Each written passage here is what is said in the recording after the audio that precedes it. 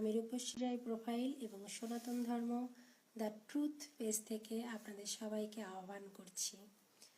যে আমাদের সনাতনীদের এক সুতোয় বেঁধেছিলেন তিনি সেই চিন্ময় দাস প্রভু। তাকে ঢাকা বিমানবন্দর থেকে ডিবি পরিচয় দিয়ে আজকে গ্রেপ্তার করে নিয়ে গেছে বাংলাদেশি পুলিশ। আসুন আমরা সবাই চিন্ময় প্রভুর মুক্তির দাবিতে সোচ্চার হই।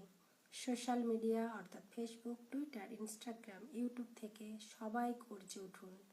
অবিলম্বে চিন্ময় প্রভুর মুক্তি চাই এবং সবাই হ্যাশট্যাগ দিয়ে পোস্ট করুন সেফ বাংলাদেশি হিন্দুস।